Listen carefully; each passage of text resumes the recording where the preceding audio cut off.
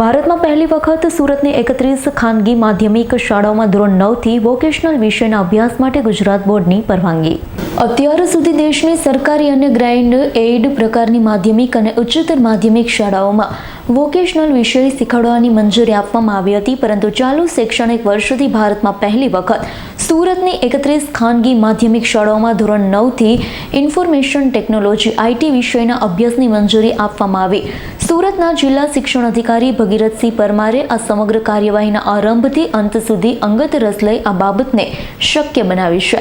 April 2024માં સુરતની ભૂલકા વિહાર શાળાના આચાર્ય શ્રીમતી મીતાબેન વકીલે ગુજરાત બોર્ડ પાસે વોકેશનલ વિષયના અભ્યાસની પરવાનગી માંગી. પ્રતિસાદમાં ગુજરાત માધ્યમિક અને ઉચ્ચતર માધ્યમિક બોર્ડ તરફથી એક નહીં પરંતુ ઠીક પ્રમાણમાં શાળાઓની સંખ્યા હોય તો આ બાબતે વિચારી શકાય તેમ જણાવવામાં આવ્યું હતું. સુરતના શિક્ષણ અધિકારી ભગીરથસિંહ પરમારે સુરતની શાળાઓના બાબતની જાણ કરી અરજી કરવા માટે જણાવ્યું હતું. પ્રતિસાદમાં સુરતની 31 નોન ગ્રાન્ટેડ માધ્યમિક શાળાઓની અરજી મળતા તેને ગુજરાત માધ્યમિક અને ઉચ્ચતર માધ્યમિક બોર્ડ સમક્ષ રજૂ કરવામાં આવી હતી.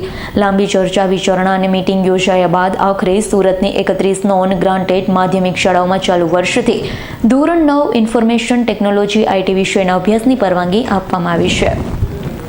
આ બાબત સમગ્ર ભારતમાં પહેલી વખત સુરત શહેરમાં શક્ય બની. આ કારણથી ભવિષ્યમાં અને ખાનગી સ્કૂલમાં 1000 વિદ્યાર્થીઓ માટે સ્કૂલ કાળથી જ વોકેશનલ વિષયના અભ્યાસના દ્વાર ખુલી જશે. ગુજરાત સરકાર દ્વારા સર્વ શિક્ષણ અભિયાન કચેરી અને માધ્યમિક અને ઉચ્ચતર માધ્યમિક શિક્ષણ બોર્ડ દ્વારા સુરતની 31 શાળાઓની અંદર વર્ષ 2024-25ની અંદર વોકેશનલ કોર્સ શરૂ કરવા માટેની મંજૂરી આપવામાં આવી છે.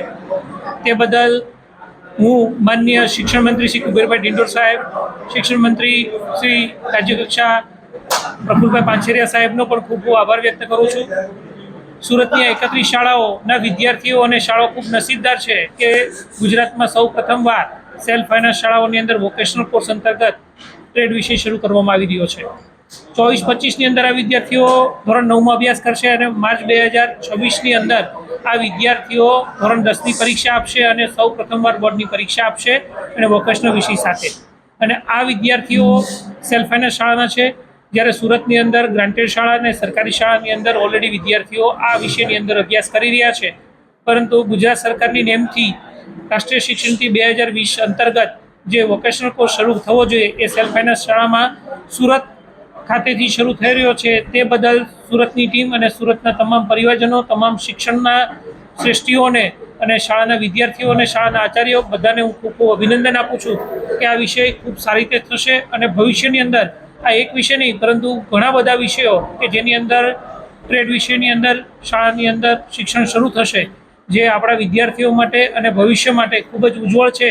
કારણ કે વિદ્યાર્થીઓ એક વિષયની અંદર પોતાની પ્રગતિ આગળ વધારી શકે, સ્પેશિયલાઇઝેશન મેળવી શકે એ હેતુ થઈ આ ટ્રેડ વિષય શરૂ કરવામાં આવ્યો છે. તે બદલ સુરતના તમામ મિત્રોને ખૂબ ખૂબ અભિનંદન અને શુભેચ્છાઓ. અને આ મંજૂરી આપવા માટે સર્વ શિક્ષા અભિયાન કચેરી, માધ્યમિક અને ઉચ્ચતર માધ્યમિક શિક્ષણ બોર્ડના અમારા ચેરમેન શ્રી પંડ્યા સાહેબ અને શિક્ષણ મંત્રી સાહેબનો ખૂબ ખૂબ આભાર વ્યક્ત કરું છું. Bureau report S9 news Surat. અમારી તમામ માહિતીથી અપડેટ રહેવા માટે જોડાયેલા રહો S9 ન્યૂઝ સાથે.